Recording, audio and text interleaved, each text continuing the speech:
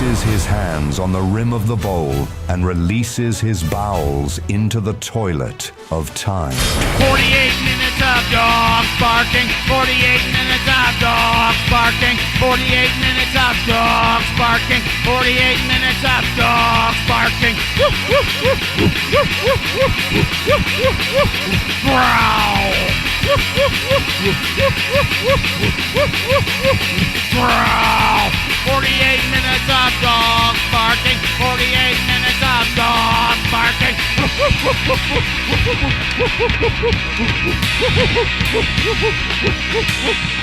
What if you went back in time and you were the miracle worker, but you taught Helen Keller to say Labubu? The whole like aggressively like manipulating Labubu. God damn it. What a way to start the show. Yeah. Busy day. Yeah, for sure. Busy day. Roasting pig in the sinkhole outside Pappy's, keeping the cops and the ground crew away with a rake. He kind of had to beat him off with a stick. Yeah, Jesus Christ. they wanted the skewered pork, but I said no. Yeah. Sorry, man. Eventually they got me out with some chlorine gas. A Hassan Piker t-shirt. Ah, yes. They said, you want this t-shirt? And I said, oh, drip. Yeah, drip god. Drip god. Doing TikTok dances. I'm doing TikTok dances as a guy with a door ram. Yeah. He's just winding up on me. Absolutely dislocating my shoulder. Yes. Swag. Is this the song of the summer? It's just a song of the I mean, I don't know. I think it'd be really cool to roll up on some cops and unload and then ask, is this the song of the summer? You know, it might be. It just might be. Is this that hot new sound the kids are looking for? Welcome to 48 Minutes of Dogs Barking. My name's not Jason, because legal reasons after that outburst. I'm the miracle Labubu. My name's Jason, that's Brian. It's Thursday night in St. Louis, and we're feeling it, folks. Yeah, every time I think, like, man, we should reel back, like, the lewdness. And then I just come on, like, what if... I told you this, that my one of my kids' friends... Yeah, what the fuck, man? ...said they listened to the show... And I had to grill them, like, so what episode was it? And did you listen to the whole thing? Trying to figure out exactly what they heard me say. And then I realized it was the same episode that the shock.jpg was a guy pissing in a girl's ass. And I'm like, oh, God. Oh, God. I now have to look this person in the eye because they're spending the night. That's insane, man. We've gone too far. It's marked explicit on Spotify, folks, okay? Do not let your 16-year-olds listen to this show. What a terrifying thought that this shitty little podcast could be like the equivalent of, for some kids, some teenager, be the equivalent of us like finding like rotten when we were 14 or 15. Well, I'm going to say two things. One, I'm sorry, but also you're welcome. As tonight may be the first time you've heard about certain things, young teens who are listening. I can't get over it. Like, I listen to your podcast. Really now? Oh, and you're telling me this to my face now. I mean, when people I don't talk to about my podcast, don't even know I have one, tell me they've listened to it. I mean, it is literally like, oh, fuck. You get the chills. Oh, dude, I feel like it's the end of like Matchstick Men. Your ruse is coming undone. Yes, yeah. And he's like, he realizes he's been had. And, fuck! You do the Nicolas Cage all the way to going to a pharmacy and asking the woman if you've ever been dragged into the street and beaten until you piss blood. All of that, front to back, is such a scary thought. And you're like, very, oh, fuck. Someone knows my life outside of this whatever relationship. Yeah, people know how I talk on the internet with my friends. Freely. Yeah. With my full legal name on it. Yeah. I mean, I don't know. I was at work today and not forklift certified, so it's me and the guy from the office, and we're staring at this Gaylord that's up on a shelf, and we're like, fuck, what's in there? We're trying to fix inventory. And I'm like, man, I don't know. Maybe it's like a bunch of hair clips. And he's like chuckling. I'm like, you know what, though, man? It'd be really tight if it were just like a bunch of tire pressure gauges. And you're standing in the warehouse, you're sweating. Right. What else is there to do than like try and make each other chuckle? That's my. Did it work? Did he chuckle? He chuckled. Okay, well then he gave you more than I could. I'm sorry. Because that's another thing that my teens were very excited to tell me about was a thing in the What's Hot Classic. Yes, it is the What's Hot Classic. We are talking about, we're revisiting an old friend, courtesy of Garbage Day, a wonderful newsletter. The headline, does Anthropic know their new logo look like goatse? Yes, it says here, Anthropic, the company behind the AI assistant Claude, announced a new update this week. Claude's logo is a little squiggle that most people agree looks like a butthole. Anthropic, for some reason, decided to put hands next to the squiggle for the release of Claude Sonnet 4, so now it looks like goatse. It's like goatse if it were like a small town bakery in the 90s. Like instead of like that Memphis art style, whatever they call it, you know what I mean? It's definitely like early 90s coffee shop, I would say, more than Memphis. Soda can Memphis. art, you know. Like, Yeah, this feels like a textbook for like human psychology cover. Oh, and it's like called like The Brain Space, A Mind Journey. Yeah. Critical thinking. I just can't unsee it because, yeah, it's supposed to look, I think, originally I was like, oh, it's like a jack, you know, when you played jacks and all that stuff. It's kind of like a jack, but with an extra little spindle on it. But yeah, now I can't unsee butthole. It's right staring right at me. It doesn't help that the butthole is in a square and the hands are like at the edges of the square holding it open. And then the rest of it is like a fleshy tan field outside of it. Yes. Yeah, not great. Not the best decision ever to happen this week. Another bad decision this week. I don't know how you feel about Arizona iced tea. Are you an Arizona iced tea guy? I fuck with it every once in a while. There's definitely that's for me is like a car trip. Oh yeah. Drink like if I'm because we're going to be driving out of town in a couple weekends, like I'll probably get in Arizona at a gas station. Sure. It's just like a nice little like I'm not doing anything other than sitting in this car for the next 3 hours. I want a tasty beverage. Yeah. This courtesy of the Daily Dot. The headline, like DEFCON Zero, Arizona iced tea's iconic 99-cent cans may soon see a price hike thanks to Trump's tariffs, and people are not happy. This I did not know. According to this article, for more than 30 years, Arizona iced teas has refused to budge from its iconic 99-cent tall boy price tag. But founder and CEO Don Voltaggio, love the name, said recent White House trade policies may finally force his hand. The change would mark the first increase in the drink's costs since the early 1990s.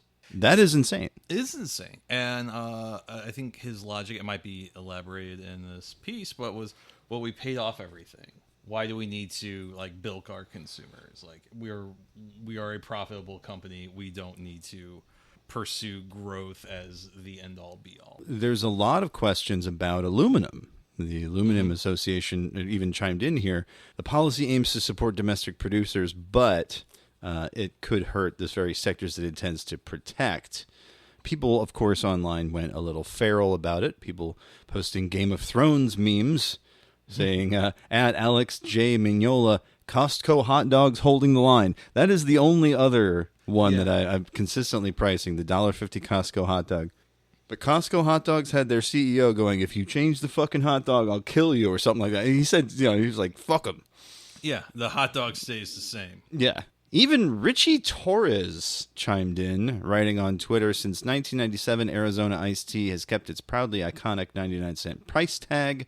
For the first time in nearly 3 decades, Trump's tariffs, effectively attacks on American businesses and consumers, threatened to double that price to $1.99. Yeah, the founder has been forced to consider increasing the prices. At Fox and Flask said, my grandma said that when the price of Arizona tea goes up is when the Antichrist would show up somewhere in Nebraska. Let's see here. At User Cruiser with 2 R's, life won't be worth it when Arizona iced tea costs more than 99 cents. There were also those shocked to discover that the tall boys are priced lower directly on the cans than where they buy them. The translation tweet is, from Loser Bent. Hello, I am refugee from American century of humiliation. Can you please tell me where I can find Arizona iced tea? Yeah, Independent Can, a Maryland-based manufacturer, has already upped its prices twice this year, saying it can no longer afford the costs. Independent Can. Newsweek had to chime in on this, folks. I mean, that's when you know it's bad. When Newsweek has to come in with a fucking, hey, this could be a problem. Like, really? You're the magazine for old people who don't read the news. I'm sorry, Newsweek kind of sucks. I'm going to be completely honest. Shit. I mean, I've been publishing Newsweek. It hasn't gotten me any trim. Well, you're not covering Rod Stewart's, 90th birthday, so maybe that's just target audience. I wonder what it looks like when he leaves a bathroom. It's probably a disaster. I can't even Absolutely. imagine at It's this like it was age. flipped upside down and turned right side up again real quick. He's been, kind of a rowdy party boy for a long time. I don't think he's actually, he's not nearly as bad as he You was. think he's got a Kathy bag? Oh, probably at this point. Oh, he's in Nashville tonight. Oh my gosh. One last time. Yeah. One last Yeah. time before I shit myself to death. He's in 25 town tomorrow. He'll be here tomorrow. Fuck. Fuck that. Hollywood Casino Amphitheater? Yeah, of course. They of charge course. you $20 to park on the fucking dark side of the moon? Yeah, that guy. Yeah. Yeah, no, I'm good. Fuck. I know. But I mean, he was an insane partier when he was in Faces. Sure, but I'm just like thinking like South Park 25 years ago made fun of Rod Stewart for being old. Right. And he was in his 60s then. Yeah. Or late 50s. Boop. Can't imagine what he's doing now. I can't imagine what we're about to do now. That's right, folks. What started as a riff on almost the Kinsey scale, it was called the Rice Purity Test. A quiz of 100 questions taken about one's sexual life, relationships, and delinquent experiences. This was knowyourmeme.com. It says the test was originally published in 1924 by the Rice Thresher, Texas Rice University's undergraduate paper, before being published on the internet at ricepuritytest.com in 2012.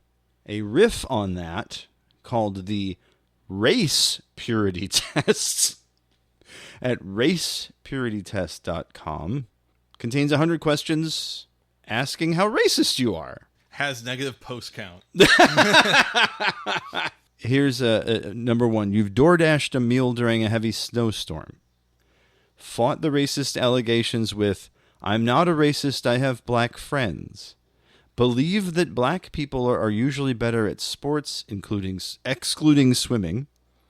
Believe that Asians are usually good at math. Believe that white people are the beauty standard. Believe that most Middle Eastern people are terrorists. Believe that Jews control all the money and media in the world. Believe that black neighborhoods are dangerous. This is everybody in St. Louis. I'm sorry. Yeah, this is, how do you... Chesterfield? Right. But then, by question 33, it starts just like slur. Said the N-word online. Said the N-word with hard R online. Said the N-word with the hard R IRL. Called an Asian person, and so forth. I mean, a Native American person chief. Oh, okay. Question 50, believe that DEI is r***ed.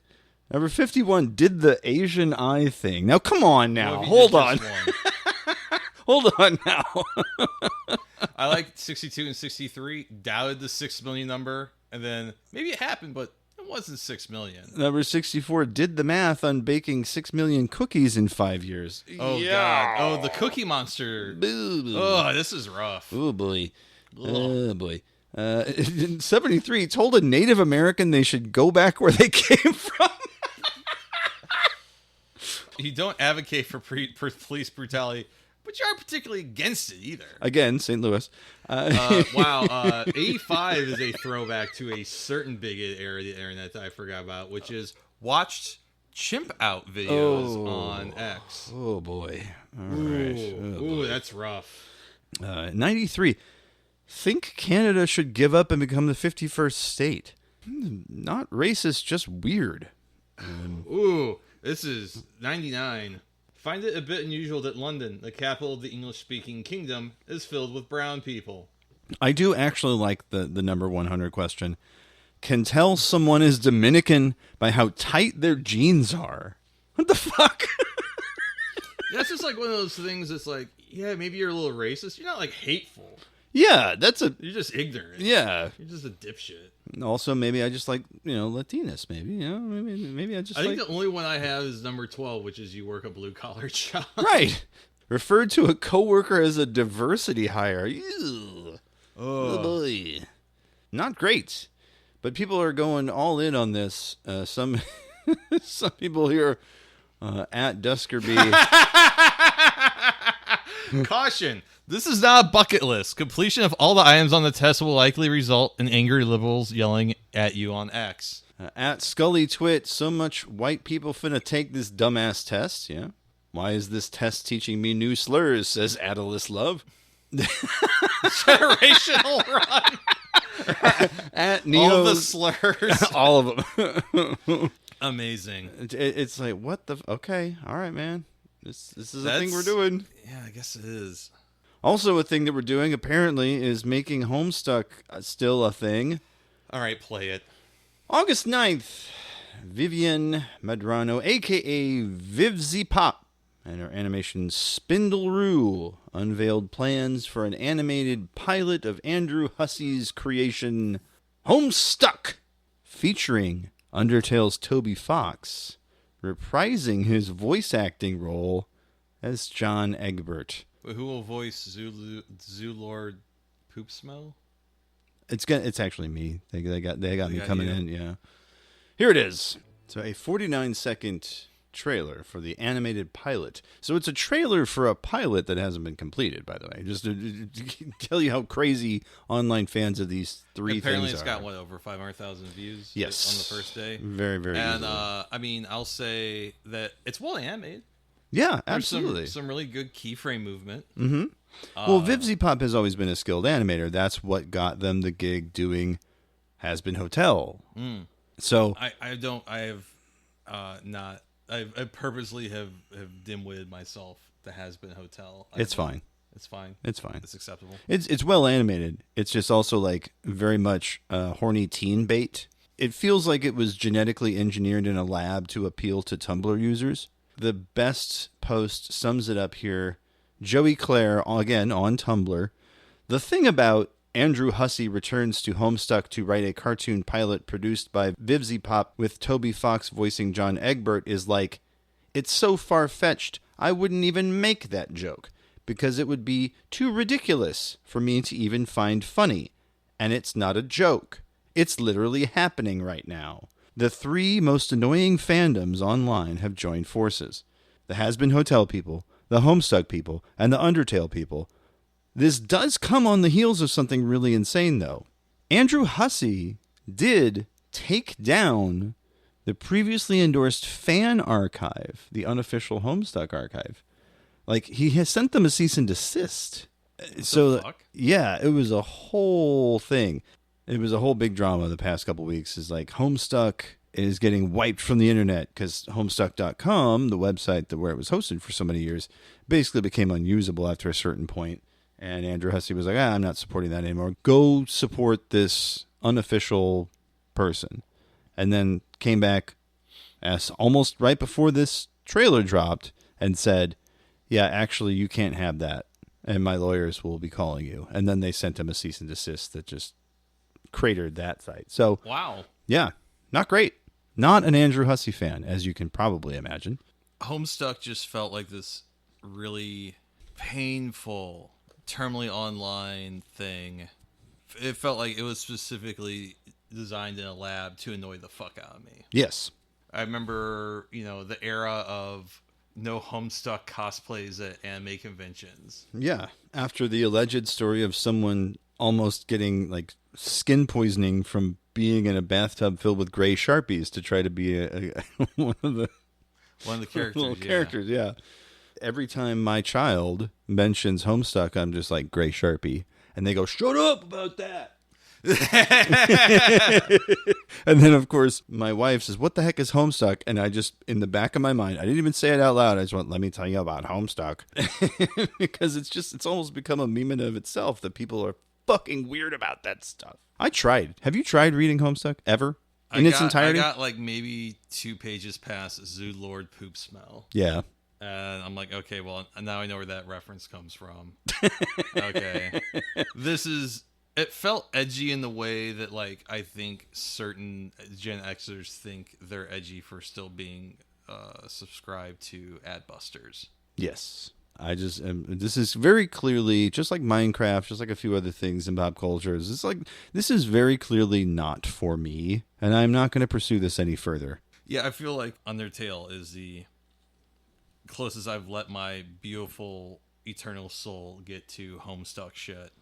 And my kids keep telling me I need to play Deltarune, so... And Deltarune feels like it's way too close to Homestuck. Apparently it's very Homestucky. I can't do that. It is very much, dear God, please remove this from your plans for me. You know what else I wish God would remove from his plans for me? That's right. The WNBA. No, crypto. It's Crypto Scam of the Week. You're listening to 48 Minutes of Dogs Barking, the podcast. And now it's time for the Crypto Scam of the Week. But it is related to the WNBA, yes. If you haven't heard... The WNBA has been plagued with a series of incidents with folks throwing green dildos. In the New York Times vertical The Atlantic on August 7th, Ben Pickman wrote the following. Late in the last half of a Los Angeles Sparks/Indiana Fever game on Tuesday night, a neon green sex toy thrown from the stands landed on the floor of Crypto.com Arena at the feet of Indiana guard Sophie Cunningham. Simultaneously, a group of people, during an audio live stream on Twitter, reveled in the moment and celebrated its potential to help boost the value of a particular meme coin, a cryptocurrency deriving from an internet meme but traded through very real markets online. The coin was created July 28th, the day before the first occurrence of a sex toy being thrown on a WNBA court. As of Thursday, again, this was a week ago, the coin's worth had nearly tripled. Someone is tweeting that there's one at the Sparks game, one person said on the stream.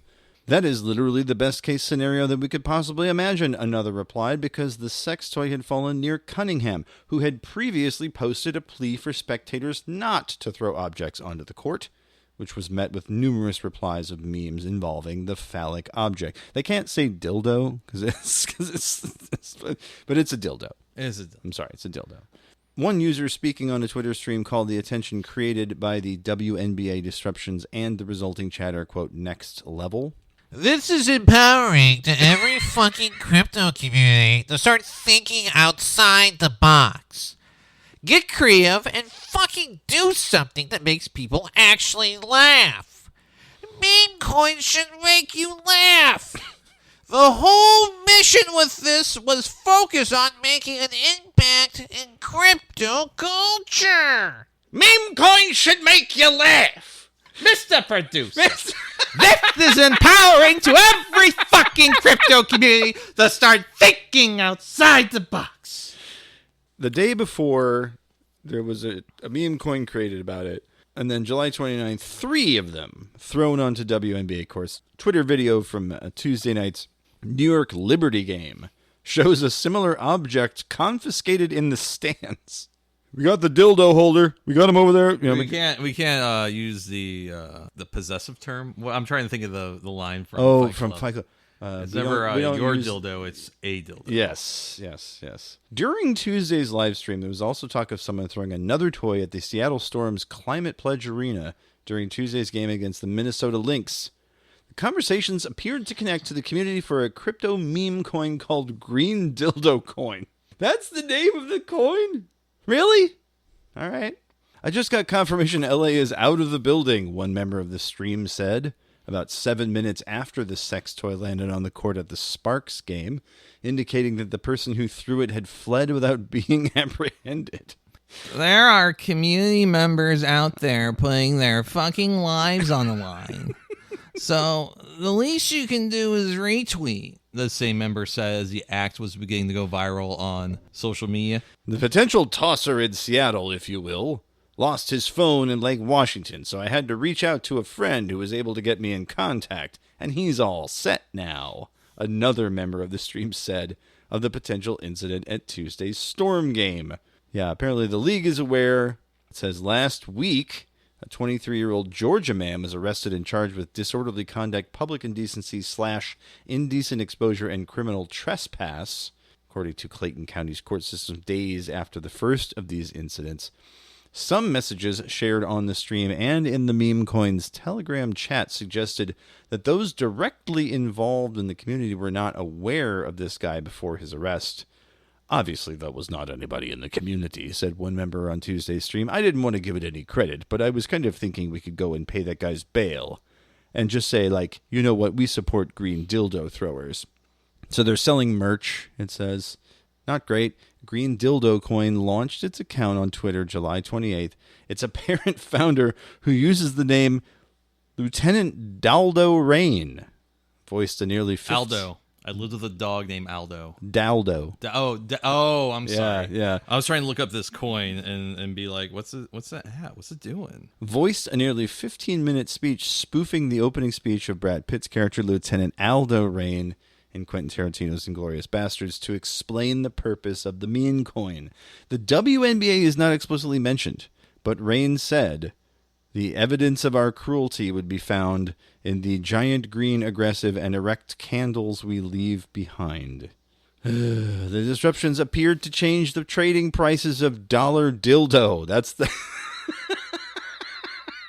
According to the CoinGecko cryptocurrency website, it had a trading volume of more than $1.5 million between Wednesday and Thursday afternoon. Polymarket, a cryptocurrency-based prediction model, also took bets on whether disruptions would occur. The site reported it took in more than $180,000 in volume on whether a sex toy would be thrown at a game by August 10th. The spokesperson for Green Dildo Coin told USA Today that the WNBA disruptions were likely done, but that the pranks would continue. A photo on Telegram and elsewhere showed a spectator holding a green sex toy at Wednesday night's Miami Marlins game. Quote, if we're too disruptive for too long, people will get pissed off, a member said on stream. The bigger events, we got to find creative ways to, like, trick the cameras onto us and then fucking bingo. July 31st, Rain in the chat asked members to let him know if, quote, you know people or have resources to make these happen. With a list of 12 of the 13 WNBA cities, plus upcoming high-profile comedy tours, concerts, and the U.S. Open. Yeah, so the day before the first one got thrown, it was already a meme coin, and they've been pumping it with their green dildos ever since. How is $dildo going? It's retraced most of its pump. It was pre-dead for most of August.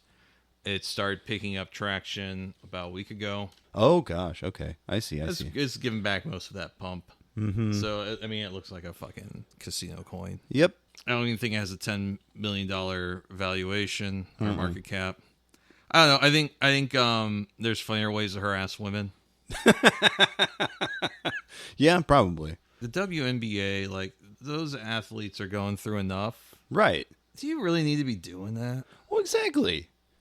I've always felt like, why? No, I mean, I get why, because you're an asshole, but also, like, why, though? We're enlightened human beings, at least I thought so. And I don't know, just feels bad, bro. I wonder what Alan Dershowitz's opinion is on this. Well, wait, I'm doing RFK. Who's shaking that gumball machine? Yeah, I don't know, man. Alan Dershowitz, he feels like he'd just be like, well, those women are I can't even do the voice. I was women.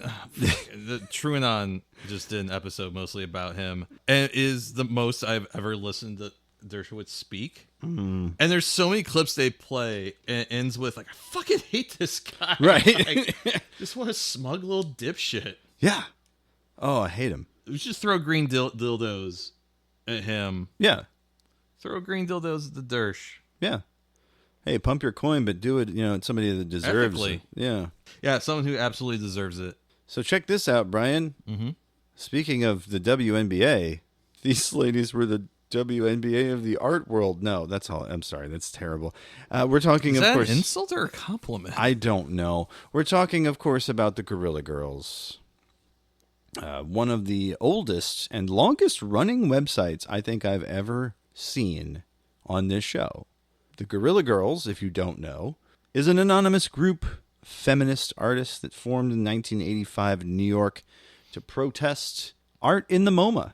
One of their first big posters here says, do women have to be naked to get into the Met Museum? Less than 4% of the art in the modern art sections is made by women, but 76% feature a nude female. They walk around in gorilla masks doing protests, fucking shit up. It sounds like a lot cooler than Pussy Riot. Oh, absolutely. Again, this started in 85, which doesn't feel that old, but it kind of is, now that I'm thinking about it. I mean, this is 40 years ago. Right. I was born in 86. I was born in 81. So, yeah, how about that?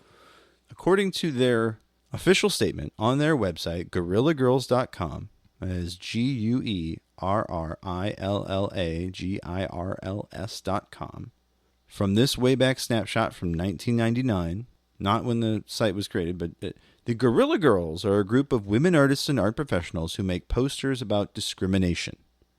Dubbing ourselves the conscience of the art world, we declare ourselves feminist counterparts to the mostly male tradition of anonymous do-gooders like Robin Hood, Batman, and the Lone Ranger. We wear gorilla masks to focus on the issues rather than our personalities. We use humor to convey information, provoke discussion, and show that feminists can be funny. In 10 years, we have produced over 70 posters, printed projects, and actions that expose sexism and racism in the art world and the culture at large. Our work has been passed around the world by kindred spirits who consider themselves Guerrilla Girls too. The mystery surrounding our identities has attracted attention and support. We could be anyone. We are anywhere. For an art project, for an idea, it's pretty sticky. Yeah, right? I like it. You've got women raging against the system, anonymizing themselves with gorilla masks. What, in my mind, could be better? Yes. So again, started in the 80s, but man, once they started kicking up online, it really took off. For me, the Guerrilla Girls were probably most infamous for getting me and a lot of people my age into the pages of Adbusters. I know we kind of dig on Adbusters sometimes, but there were some stuff that Guerrilla Girls did in cooperation with that magazine that are at least interesting. I think in the 80s, in the early 90s, things were a little different. Mm-hmm. Because, you have Negative Land, you have Guerrilla Girls, you have Mondo 3000. So you have some really interesting countercultural stuff that's like associated with like culture jamming and things of that nature, which I think still has value. But man, by like the Iraq War, Adbusters was pretty fucking cringe. I agree. Yeah. But Guerrilla Girls had a great run. They did a great book called Bitches, Bimbos, and Ball Breakers, a book about female stereotypes. That's a great title. It is. Gatekeep, Girl Boss, Girl Piss. Exactly. Exactly. So yes, it says here they got into the New Yorker, New York Times, Vogue, The Nation, Bitch, Bust, TV, Radio, NPR, CNN, BBC, CBC, countless art and feminist texts. According to the FAQ from the 2005 version of the site, 18 years is a long time for an activist group. What keeps you going? When are you girls going to retire and take those masks off? And the answer, we have our brilliant supporters to blame for our longevity. Every time we think it's time to hang up our masks and get back to our other lives, another opportunity comes along to do a book, or a billboard, or a comic book, or go on tour, or talk about our history, and we just can't say no. What started out as a lark has become an ongoing responsibility, a mission. We just can't abandon our mask duty. It's been a lot of fun, too. Yeah, Guerrilla Girls, really funny. They wrote a book called The Guerrilla Girls Bedside Companion to the History of Western Art. Sold a lot of copies there. I know for sure I've got one. Oh, no, I've got Bitches, Bimbos, and Ball Breakers. That's the one I've got. The Illustrated Guide to Female Stereotypes. Are you male bashers, it says. If you don't have any men in your group, isn't that discrimination? How can men help you? And the answer, we realize times have changed since 1985. Many more men now call themselves feminists, probably because they had mothers who were. But we started out as a female empowerment group, and we needed to be all female for that. We have arguments all the time now about accepting males, and the jury's still out on it. Again, this is 2005. But we have found some ways for guys to help during our appearances. Come to one and see it. And yeah, what started out as the art world then morphed into film and TV, much like the Bitches, Bimbos, and Ballbreakers does break down TV and film stereotypes as well, not just art. Oh, they did the anatomically correct Oscar. It was a fat white guy, not gold. And it says, he's white and male just like the guys who win. Best director has been never awarded to a woman. 94% of the writing awards have gone to men. Only 3% of the acting awards have gone to people in color. This was 2002. We decided it was time for a little realism in Hollywood, so we erected a billboard at Melrose and Highland in Los Angeles, where for the month of March 2002, we presented the anatomically correct Oscar. Didn't Hurt Locker win Best Director? Hurt Locker did win Best Director, which was several years after this came out. So yeah. Eventually Catherine Bigelow struck a blow. I don't know if that is the win for cinema and for women's rights that we would... It's a woman, shut up. Yeah. Yeah. I know. Oh, come on! It's like when you look back and you realize that Crash. Yeah. Oh. 2012, Guerrilla Girls did something called Guerrilla Girls 2 Museums, Time for Gender Reassignment. Hell yeah. Many museums have... Putting HRT in the wire. Many museums have names of famous artists inscribed on their facades. None are women. Inside, things aren't much better. The Art Institutes of Chicago's modern galleries are 90% male. Its contemporary galleries, 82% male. Even solo shows at the MCA since 2010 have been 80% male. Time for Chicago to do what Paris, London, Madrid, and Stockholm are doing. Collect and exhibit more art by women. So yes, Columbia College in Chicago got this poster. A very cheeky bunch of Guerrilla Girls coming down from heaven with the names of female artists. We've got Frida Kahlo, Hannah Koch, Imana Lewis. And these are the temporary banners with the names of women artists over the men of the museum facade. So yes, time for a gender reassignment. That rules. I don't know if that aged as well, but they did billboards in Reykjavik. Billionaires hijacked the art world. Guerrilla Girls hijacked the billionaires. That was the Not Ready to Make Nice video. Let's see if Vimeo still has this. This is from 2015. I love that the gorilla masks have lipstick. Yeah. Or at least one of them. And they have articulated mouths, too. It was really nice. So that was a cool little 4-minute video. Yeah. That's really neat. I like this. I always thought that Guerrilla Girls was always just an interesting idea. And the fact that their web presence has been so strong for so long. Because, yeah, if you look at their website now, this is what it looks like. GuerrillaGirls.com. And they had a book that came out in 2020. Yeah, The Art of Behaving Badly, yes. But they have so many. The historical herstory of hysteria and how it was cured in 2016. And the Art Museum Activity Book in 2004 was the original version, and then they did a 2012 update. And then, of course, the Guerrilla Girls Bedside Companion to the History of Western Art, which was called by the New York Times Book Review a leveling indictment of bigotry in the art world. The work of the Guerrilla Girls elevates cage bar rattling to a fine art. I remember when, like, my life was unburdened enough that I could really give a shit about stuff like this. Right. And I think most people's lives should be unburdened enough that they can give a shit about things like this. Absolutely. But I really love the Guerrilla Girls just as a concept, right? I mean, there's anonymous shit talkers just doing things. There's something so wonderful about that. Artists, anonymous or not, being cool on the internet. Not to sound nostalgic, but like, I miss shit like this, but like, yeah, like I always thought kind of like the whole like doing projectors on wall things can sometimes be a little cringe, but sometimes it's also really effective. And I forgot about the Illuminator. Oh yeah, Illuminator 99. Yeah. That's fucking neat. Because I thought, oh, this is going to be a trip down memory lane, and then we're going to say, like, well, you know, the world has moved past it. Not really. Let's see if I can find it. Because the Guerrilla Girls, when they're in the 2005 era, they did the Women's Terror Alert. Oh, hell yeah. NGA.gov, the National Gallery of Art, the government site, the U.S. Homeland Terror Alert System for Women. Starts with low. President rides around on a horse, clears brush on ranch. Okay. All right. Okay. Guarded. President appoints man to Federal Drug Administration who believes prayer is the best treatment for PMS. Okay. These are all real things, by the way. This is all really happening. Elevated. President's economic policies result in largest job losses for women in 40 years. Yeah.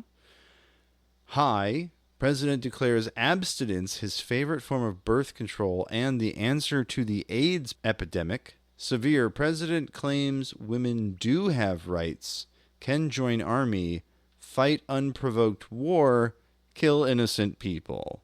2003 is when this first came up, and it sadly continues to fucking be true. Damn. Women really do be oppressed. Yeah, women is the N-word of the world, as John Lennon famously said. I had an English teacher in college. She tried to convince us it was that the Irish were the N-word of the world. Not since the 50s, man. Come on.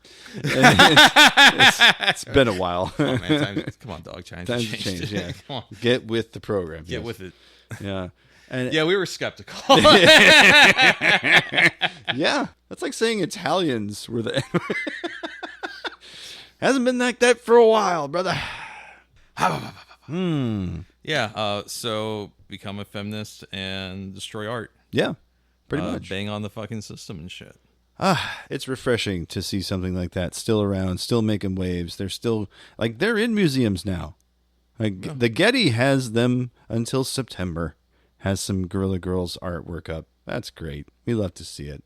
And you love to see a strong presence on the web like that, since basically they could afford it. Again, I'm married to a feminist artist, so it's kind of like, yeah, of course I knew Guerrilla Girls.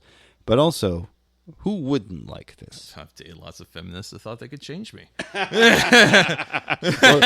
it seems more like a you problem. Yeah, no, they learn. Very quickly. They learn the limits of persuasion. I'm a man, damn it. It's really more just like... Don't tell me what to do. No, it's and they think that's like a sexist thing, but that's just kind of how I feel with everyone. I was going to say, yeah, bosses. And... Yeah, you just happen to be like a woman asking me to do it, and then you're misinterpreting that this is how I treat everyone. It's not because you're a woman. It's just because you are telling me what to do. Because you're a person right, trying to inflict your will upon me. No, that's not how this works. No, I want to keep reading the Twisted Metal wiki page. On my lunch break, yeah. On my lunch break, yeah. Yeah. No, I'm not going to help you with this puzzle. All right, well, I guess that means it's time for Shot.jpg, Brian. And now, the moment you've all been waiting for. Shock.jpg. Okay. Speaking of art featuring women. Boy, we just really had the... Completely ignoring the premise of my own episode, I think is what I'm doing this right is now. Terrible. Oh, God. It's called the Alien Pussy Burster, Brian.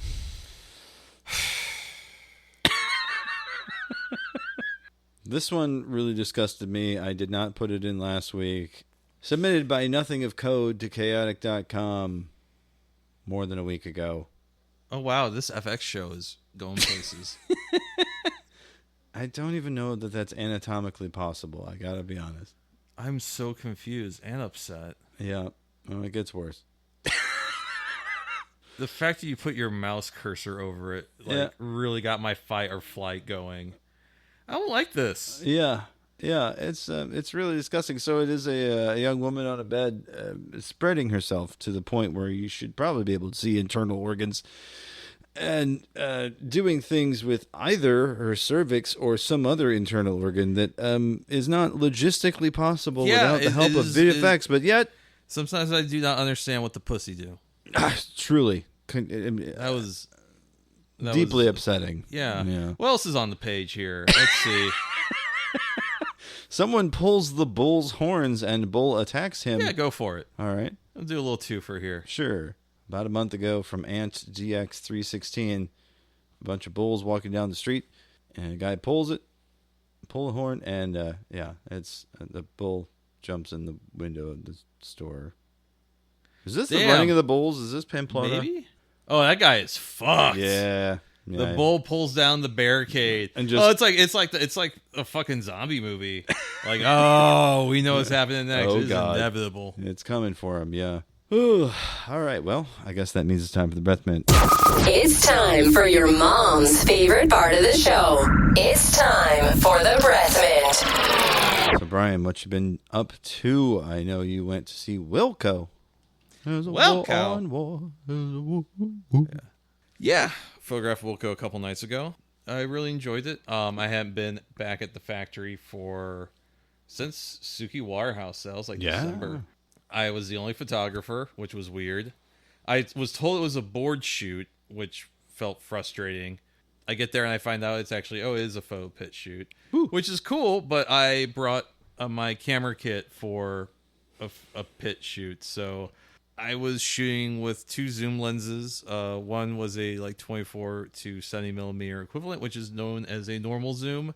And then I had a Fujifilm. This is on a crop sensor, so it's 1.25 increase. So it's a 70 to 300. And it has a giant glass element that extends like a foot.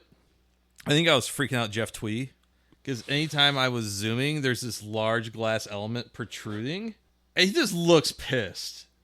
There's so many photos I have of him making eye contact with me. He does not look pleased. And it took me, why does he look so upset? It was probably that, and it was also probably the fact that I realized afterwards that my fly was down. So I really walked right into that one. And they also had a very restrictive release.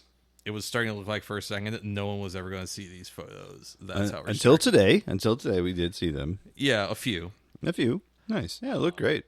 Thank you.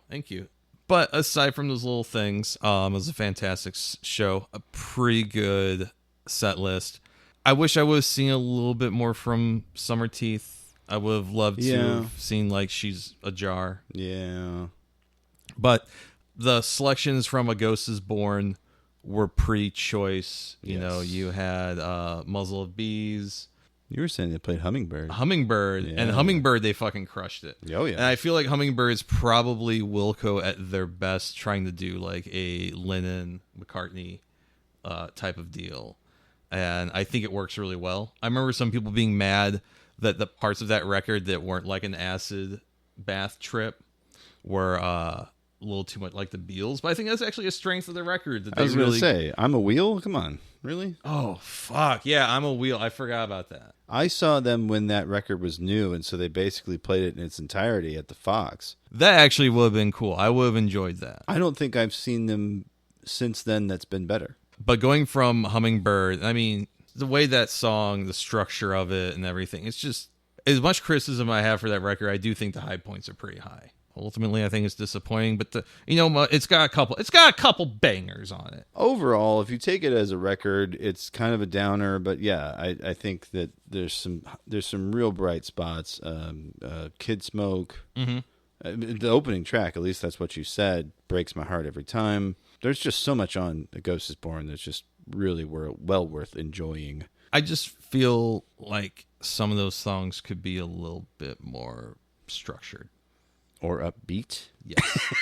And I mean, fucking Yankee Hotel Foxtrot's not upbeat. Fucking Summer Teeth is not upbeat. Summer Teeth is a pop alt country record about murdering your wife. Yeah, but Summer Teeth has Candy Floss. Come on. Yeah. And I mean, Summer Teeth is also the title track is also a song that has some really fucking dark lyrics, but it's very, I'm fairly certain it's in a fucking major scale. Yes.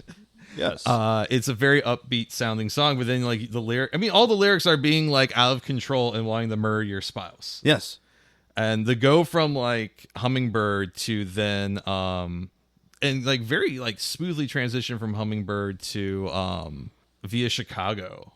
That is a fucking hard song to listen to sometimes. Sometimes, yeah. Because those lyrics are so incredibly descriptive. They really express a darkness in Jeff. And I think that's one of the strengths of that era of Wilco. Everything up until Star Wars, even. I forgot that they They had an album called Star Wars. It did not play anything off Star Wars. I can imagine why. Sky Blue Sky got pretty good. I think that record, I went back to it last week, and I think that record's a little better than I've given it credit in the past. It has its moments. I would have loved a track or two more from Mermaid Avenue. When I last saw them, they played Jesus Christ for President, and they fucking crushed it. But they played Jesus, etc., and that was lovely. Nels Klein was on lap steel, and he was kind of replicating the string part of that song on the lap steel, but also kind of making it like a little bit more expressive, like more like a singing line, like a good lead guitar player does. You make it's something that you can hum. Was doing some really just beautiful sounding stuff with that part of the song. Jeff Tweed, I mean, they sounded phenomenal. There was like one or two songs where like I think they didn't hear each other right in their in-ears and like kind of stumbled to start. And so there was one song where I was like, well, it feels like this could be 5 or 6 different songs. And like from my knowledge of Wilco, and it's like, and Jeff's kind of like tapping like his shoulders and his feet a little bit and like looking at Nels, and Nels is trying to get back in the beat, and they got back together, and like it was kind of neat watching everyone kind of but everyone's sliding in, everyone's waiting for that moment for like the measure to start over so they can kind of like drag that note and then be back on time. And then it was, I can't remember which song it was. It might have even been something like Hummingbird or they played 30 something songs. Oh wow. But yeah, they played Jesus, etc., crushed it. And I'm like, I gotta go. This was about halfway through the second set. Because, yes, it was just Wilco. It was just one. Pure Wilco. Pure Wilco, folks. And I, like, had to grab my camera bag from security. And it was like Impossible Germany was playing. And I know that's, like, contemporarily, like, their biggest song. It's all right to me. Yeah. I don't hate it. But at the point, like, well, I heard a song that really, like, fucking shuddered my soul when I was a teenager.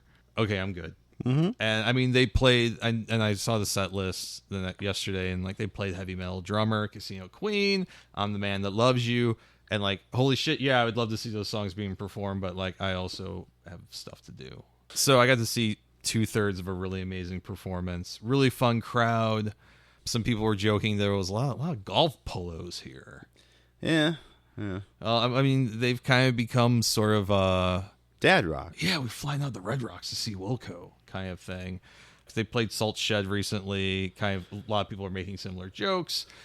It's interesting to see Wilco go from being kind of like this indie underdog to like this kind of this catered experience, like seeing Dead and Company or something. It's a little weird for me. And I did talk to some really lovely people and some retired guys that nice. was like, man, you must be a really fucking cool uncle. Yeah, right?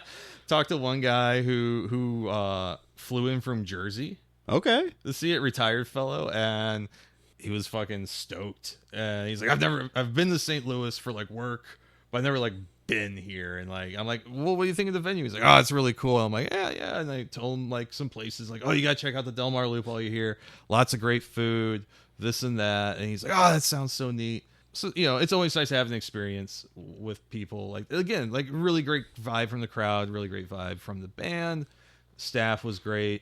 Always like the staff at the factory. They are very professional. And I think they kind of make some of the other venues in St. Louis get their act together a little bit. So, you know, new gold standard, I'm okay with it. You know, I love my rooms, but it's always nice to be a guest somewhere else and be treated well. So, positive experience, super fun time. Wish my fly was up. Yeah. Jason, what you got? Can't have everything. Folks, I wish the fly was up. Yeah. I like texted someone about it, and they're like, because they're like telling me, because I like put something on Instagram about like, I don't think I deserve to be the only person photographing this show and so on. And some response was like, oh, your work's really good.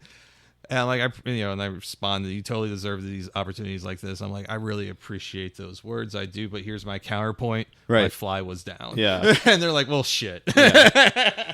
hits and misses, you know. Yeah, you know, you take what you can get. Yeah. So for me, really, my focus this past week has been enjoying a great adaptation of a great book, Emily St. John's Station 11. I am so glad you finally watched this. I finally watched the show. I enjoyed the book so much, I wasn't sure I was going to enjoy the show. And I think what sold me almost immediately was the cast. Fantastic cast. Fantastic cast. A bunch of folks who are like that guy kind of actors. People in that show have gone on to like do some really cool shit. Like the guy who plays the son, the prophet, Daniel Zavado. Yeah. He's done some crazy shit. It was Gael Garcia Bernal. I had to look him up. Oh, yeah. He fucking killer. But I mean, everyone. David Wilmot. Like, yeah. Just a fantastic. Mackenzie Davis, though, carries pretty much the whole show on her shoulders. We know this. I love the appearance that Lori Petty does. She has this. She is so wonderful. Matilda Lawler is a young Kirsten. Himesh Patel is. What a great performance. Jeevan, yeah. Even David Cross. I didn't realize David Cross was in this. And he does a fantastic job. He's in and out in 2 episodes, but fuck it. He makes a lasting impression. Fucking Enrico Colantoni. I always fuck up his name. Enrico Colantoni. If you know anything about your Veronica Mars, that's Keith Mars. Or also, if you really want to get really nerdy about it, that's one of the bad guys in Person of Interest. He's one of those character actors that you're just like, yes, this is the guy. Please have him be in everything. I want to see him all the time. So just David Wilmot, who plays Clark. Holy shit! What amazing! Wow. There are so many characters that play in a separate emotional core to the story. I have very distinct memories of driving through like Wyoming and Colorado with some friends, and we were reading this book to each other as we were driving. Very, very fond memories. That and Annihilation, the book that drive through Wyoming in the middle of the night to Jackson while it's snowing. All you can see is the road, and sometimes like an antelope off the side of the off the side of the fencing, and someone's reading the section where they're at the base. And they hear the beast. I forget how they describe it in the book. Anyways, Annihilation. I went back, just a quick excitement. Went back, revisited that movie. I think I like it a lot more than I did when I first saw it in the theaters. I think that movie. I don't think I was emotionally mature enough for that one. But back to Station 11. No, it's just like the book. It's devastating. It hits all these emotional beats. I couldn't think of a better adaptation that HBO has done for a novel. Probably the only other one I can think of was Sharp Objects. I could see that. Sharp Objects really hit me. Like I said, I read the book and I was so crushed by it. And I was like, well, how can any TV series possibly capture it? They did it. They're a combination of sheer force of will, good writing, great acting, fantastic direction. It all came together. The limited series in just 10 episodes. It hit all the high points and introduced some stuff that I don't even remember from the book. You know what's crazy? They filmed all the apartment stuff before the pandemic. And the show didn't even come out until after, right? Yeah, they had to wait until... I appreciate what the book talks about, like what life is and like what is like being a part of the traveling symphony. Obviously stuff that's a lot hard to fit into a limited run series like this. I wish there was a little bit more of that. That's like my only complaint, but I also understand why they're sticking to the core threads. Right. Even some of the characters in the Traveling Symphony that only get like a really small part. What a fucking show. Yeah. I tried getting my ex to watch this. She couldn't get, she was like, the first episode, and she's like, that's okay. I'm like, why watch this? Like, it fucked up like the rest of my night. Like, just like the implications of everything and how well done it was. The fucking part where the plane flies in the Navy pier. Yeah. Holy fucking shit. There's so many moments from that I'm like, oh yeah, I remember this part of the book. This is better. It happened 2 or 3 different times. The golf course that they turned into turned into a refuge and buried landmines out there. It was funnier, I think, in the show. In the book, it was like, oh God, and the show was like, oh, that's fucking funny, actually. Yeah. And the stuff with Laurie Penny's character is just so good. It's hard to talk about because it's such a wonderful experience. I hope this inspires someone to give it a shot if they haven't already. Yeah, please do. It's on HBO Max. Highly recommended. And then watch Annihilation afterwards if you really just need to hit yourself in the nuts. Yeah, if you really want to comb the depths of your soul, that's right there. Yeah, actually, I got my wife reading the Area X books. So she read Annihilation, and I was like, okay, now read Authority. And she got really into that, and by the time she got to Acceptance, she was like, I'm annoyed by this. I was like, oh, I'm sorry. You're annoyed by feeling? You're annoyed by plumbing the depths of your soul? I'm sorry. I think it was because she read them back to back to back. I think if she had waited like I did between the three, it might have had a different effect. But she was very funny about it. She's like, yeah, I really love that first book. And the second book, not so much. And then the third book, I was just annoyed. Maybe not back to back to back then. It's a shame that movie kind of flopped. It didn't find an audience. They also got kind of fucking buried by the studio. It's a shame because I've been told by people that are fans of the books that like, oh, if this would have done well and they would have been able to make the second book, make a movie based on the second book, it would have been really successful. They would have just gone one step further. Yeah, because the character of Control who appears in Authority is such a fantastic role that I would really love to see somebody play it in all of its kind of super wound tight paranoia. Yeah. Because it could be done really well, unfortunately. Well, some of the bits in the ending that they changed also precluded the idea of there ever being another film. Nina's true nature is revealed and all that, but oh yeah, there's some. I've heard some crazy. Well, shit. like things that happen in the book where like, okay, she goes by Ghost Bird because she's not really herself and whatever. Sean from AJJ during the pandemic was doing like these live streams, and he wrote a version. Have I played this before? You have, but it's all right. I want to hear it. If I was a clone who thought I was a man and you were a weird fucking planet, it'd be annihilation.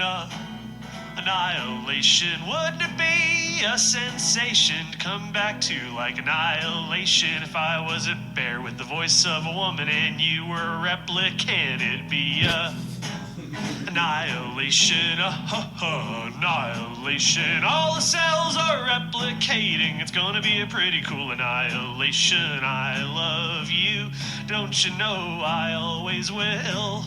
You're a soldier and a scientist, and I'm a cactus and a locust and a crocus and a whippoorwill. If I was a clone who thought I was a man and you were a weird fucking planet, it'd be annihilation, annihilation. All the cells are replicating. It's gonna be a beautiful annihilation. Oh yeah, no, he's spot on. Like it's so good. I have yet to show her the film though, so I'm interested in what her reaction is. The film is hauntingly beautiful. It's its own thing though, you know what I mean? The fucking bear. Yeah. Still, there's nothing in the book that even compares to the way the bear looks and sounds in the film because it's just visceral. There's this sound and this feeling it gives you. So unsettling. I know, and just thinking about it has made us both go. We've given ourselves the shivers. The willies even.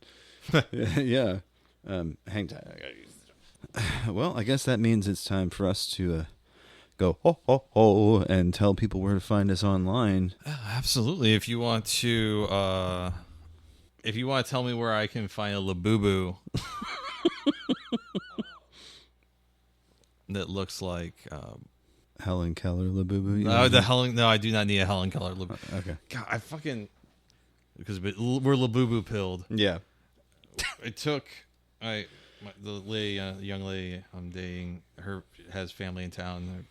We took some of them to Corner 17, and Corner 17 is just so blown up now. It's like impossible to get a table. Like it's a kind of a victim of its own success on some level, unfortunately. Yeah. But we're standing there waiting for our table to get called, and like all this really needs is like some kid with a shitty haircut and a Labubu on his backpack, and like who walks in?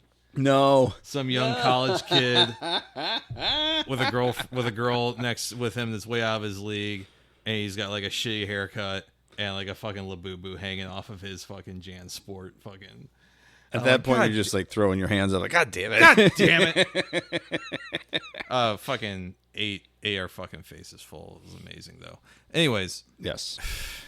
If you want to tell me where your favorite place is to get Chinese food in your locality, you can find me over on Instagram at a music photographer.